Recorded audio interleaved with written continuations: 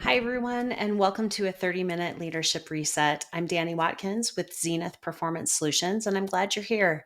Before we get started, definitely grab a pen and some paper so that you can make some notes as we go through this session. I'm going to give you a minute to do that, so if you need to pause this and come back, please do so. Today, we're talking about how you can do a regular leadership reset. I encourage you to not only use this when you're feeling overwhelmed as a leader, but also when you just need to refocus. A leadership reset is really meant to be a tool that allows you to pause, reflect, and realign what you're doing or your actions with both your core values and your goals that you and your team may have. It's an opportunity to step back and get some perspective, especially when you're down in the weeds and you're feeling overwhelmed with the amount of things that you need to get done or the direction that things might be headed in, and to ensure that your leadership approach is effective and fulfilling for you. In today's session, my goal is to help you create some space, restore clarity, and normalize the leadership experience and offer some practical shifts with a bit of a light human touch. So that's what we'll be discussing today. The leadership reflection is really a moment for you to look internally. And so our schedule for today is really focused on the leadership self-assessment. There are 5 questions. I encourage you to answer them as honestly as you can and really do some reflection. Number 2, we're going to normalize and reflect on those questions a little bit. Then we're going to talk about being heard. And if you're watching this as a recording, you'll want to do this quietly on your own, but also maybe have a conversation with somebody in your office or have a conversation with a colleague. And then I'm going to give you 2 leadership shifts that you can make every week that might help you address some of the things that you are feeling in the leadership self-assessment. And then finally, do a little bit of reflection, integration, and then a short invitation. So that's our schedule for this next 30 minutes. We want to create an environment where you feel acknowledged and supported. And this just isn't about gaining new strategies. It's about reinforcing the notion that leadership is a shared experience. Many of you who are in leadership roles, whether you have a title or you don't, you may be in a leadership role. You're leading projects, you're leading teams. You might have direct reports and you might not. We really want to focus on this session as helping you feel seen, helping you feel less alone and clearer about what you need to be more effective. So often when we are working on a team, whether we have direct reports or not, we often feel like, although we are surrounded by people regularly, we feel like we're on an island. And leadership can be lonely. And so, my goal here for you is to help you feel like you have a network of people who you can reach out to when you need to bounce ideas off of them, or you're frustrated, or you just need to vent, is really to help you feel seen in your leadership journey. Here's my contact information. If you need anything, you can reach out. You can also always find me on socials, whether it's Facebook, Instagram, YouTube, LinkedIn, TikTok, Substack. I'm on all of them. So hopefully, if you are not following me there, you can follow me there and you'll get daily and weekly tips and tricks when it comes to both leadership, but also instructional design, training, facilitation, those sorts of things. So for today, if you are joining us live, cameras are optional. Participate at your own comfort level. And of course, we always welcome both your voice and your chat during this session. If you're watching this recorded, easy. Cameras you don't have to worry about. You can participate at your own comfort level on your sheet of paper. And certainly, we'd love to hear from you. So you can leave your comments and your questions in the chat of whatever channel you are watching this on. So here are our 5 leadership questions, and I want to start with these 5. I'm going to give you a little bit of time, but if you're watching this on the recording, you're going to want to pause it in between each question and give yourself some thinking time and make some notes. The first leadership question is, where does leadership feel heavier than it should right now? Where does leadership feel heavier than it should right now?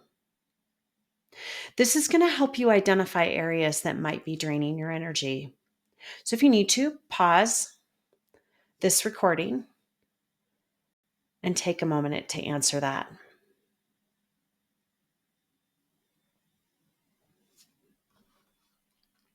Number 2, think about where you often find yourself second guessing. So recognize areas that you can highlight where you might need more confidence or clarity. So where am I second guessing myself most often? Again, take a moment to either pause this recording and make some notes on your paper.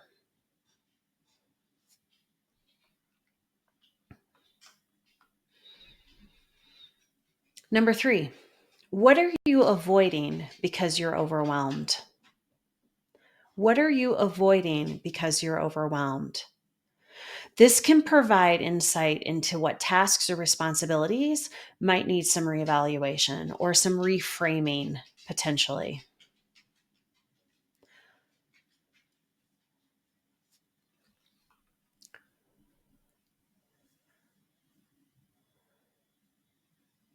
Number 4, where do you feel responsible for holding everything together? Where do you feel responsible for holding everything together? And this could certainly be personal or professional or both.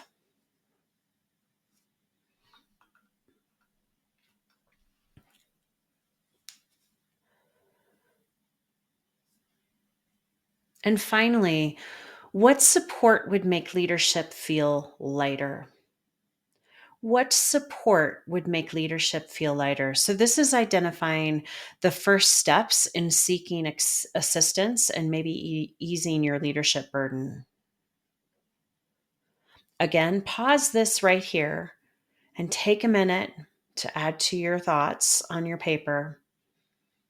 And then when you're ready, come on back. These questions really serve to really guide you to better understanding your leadership style and your leadership needs. So most leaders are carrying more than anyone realizes. And I've written a lot of blogs about this lately, um, around the burnout that we're seeing in organizations right now, how much responsibility leaders feel like they're carrying for their teams, whether that is direct reports or whether it's corporate pressures or whether it's project pressures. And if you look at these 5 questions, I would ask you on your paper to star the one that really stood out to you the most. Which one resonated and felt the closest for you? Maybe you even had a physical reaction when I asked the question because it really hit home for you. I want you to star that question. Um, and I should also share that these 5 questions, as you think about them and which one really resonated with you the most, if you do have direct reports, I highly encourage you to ask these questions of your team. Because as a leader, you're probably feeling these, but it's very possible that your team is feeling these as well. And so asking them these questions and then having some conversation around it can be a really eye-opening experience between a leader and a direct report. So certainly steal this from me. Steal these 5 questions, go use them with your team, and start having real conversations about how people are feeling around the work that they're doing every day. Now, if you're attending this live, we would then put you into a breakout room and have some conversation around what's one thing that feels heavier than it should right now in your leadership. And we would have some conversation. I do that a lot in my courses. I think it's really important that you connect with other learners. If you're watching this recording, what I want you to do is I want you to uh, really highlight someone that you could go have this conversation with. Maybe it's a significant other, maybe it's a friend you walk with every morning, but have some conversation with someone. Maybe it's me. Maybe you're going to reach out to me and say, "Hey, Danny, here's where I'm at." That's okay too.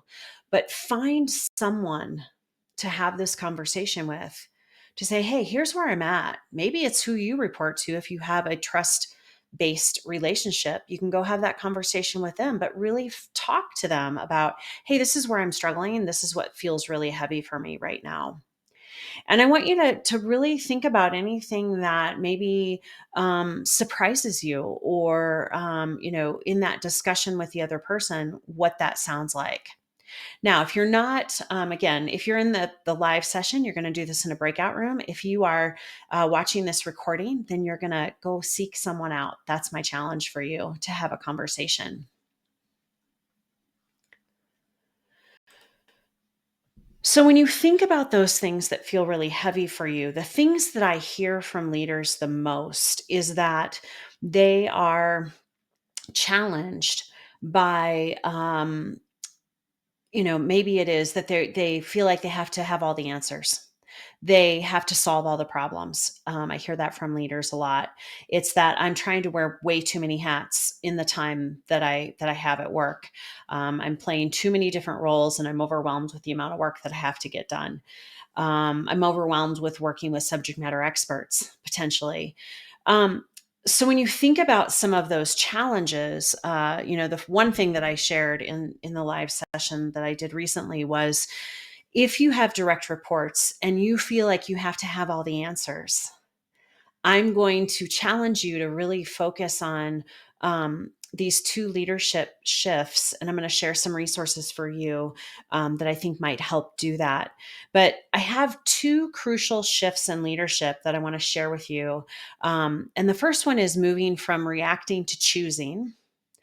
And the second one is from carrying alone to creating support.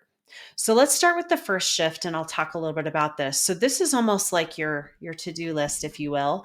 I want you to think about shifting from reacting to choosing. So often when we get that email, or when that employee comes into our office, or when that team member that you're on a project team with calls you or comes into your office to have a conversation, our natural instinct is to immediately react and solve their problem, or immediately react and have a response, right?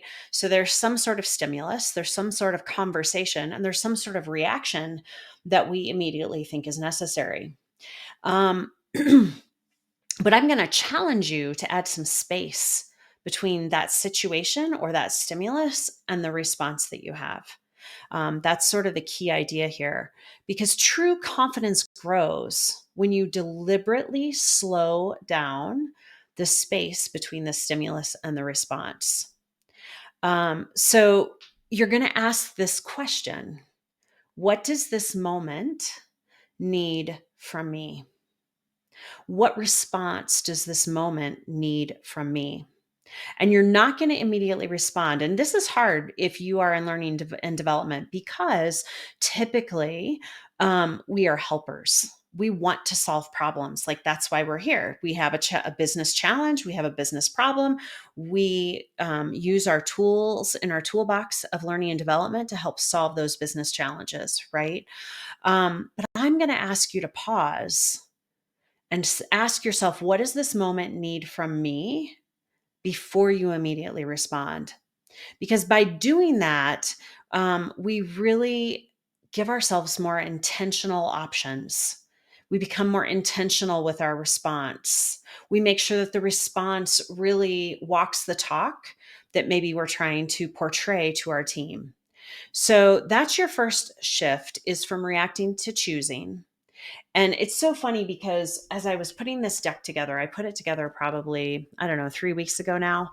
And when I did that, it didn't even dawn on me. I had a women business retreat that I went to, and I have been part of a contributor to a book. It's called Wild Abundance, and it was written by myself and 18 other women who talked about this shift from reacting to the world versus choosing a life that you get to.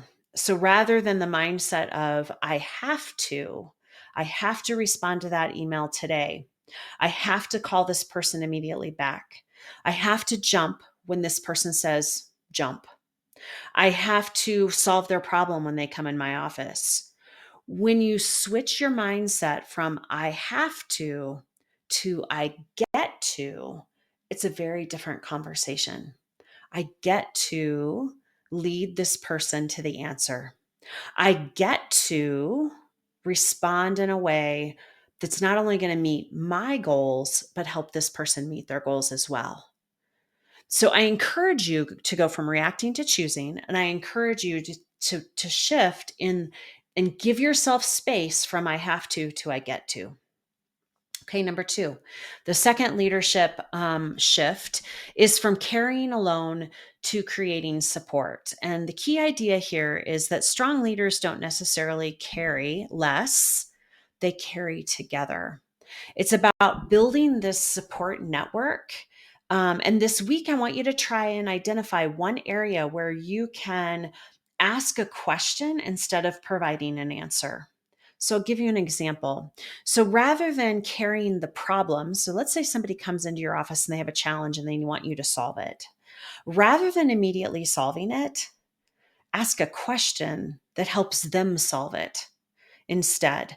So, Love 'Em or Lose 'Em is by far my favorite book for leaders. And in one of the sections that she has, she talks about this fact that often we are promoted because of our technical skills. But when we get into a leadership position, we often think that we have to have all the answers. Like that's our job. Instead, and then what happens is, then people expect you to have the answer all the time because you enable that behavior by giving them the answer all the time.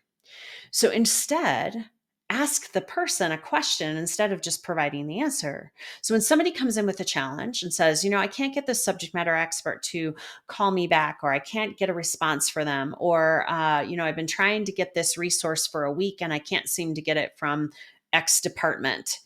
Instead of saying, oh, well, I would do this, and this, instead say, sounds like you tried quite a few things. What else would you like to try? Or what other ideas do you have? And they might say something like, I have no idea. That's why I'm here. Say, great. I'd be happy to brainstorm that with you.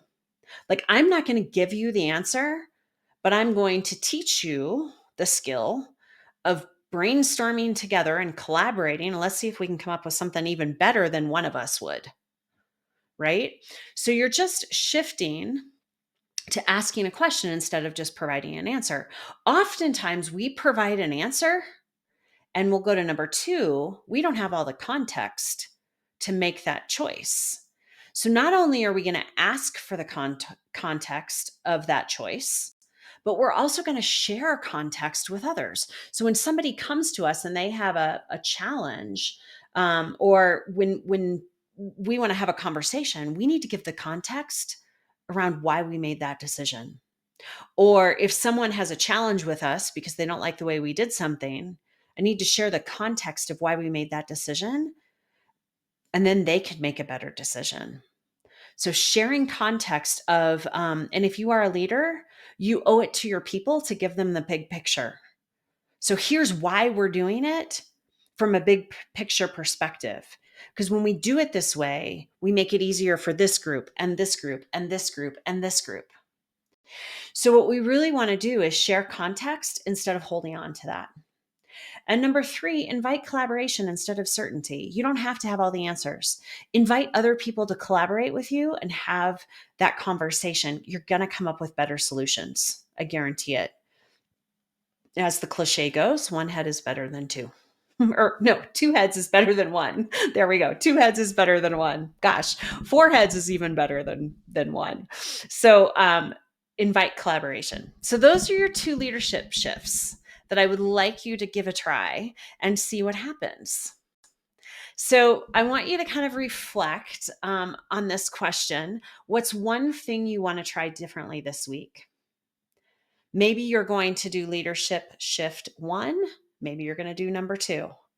Or maybe you're going to take a peek back at those 5 questions. And on those 5 questions, you're going to ask yourself, how could I make this better? How could I make this better? As you reflect, think about the shifts that we've talked about. Maybe you're choosing your response more consciously. Maybe you're fostering more collaboration with someone you haven't collaborated with in the past. Whatever you decide, make sure that it resonates with your personal leadership journey and aligns with the values that you're trying to achieve. So finally, I want to share an invitation with you. It's a very soft invitation, no pressure whatsoever. But if you want monthly live sessions around leadership topics, things like real conversation, how to have difficult conversations, how to build trust on your team, how to work more effectively with your subject matter experts or your stakeholders.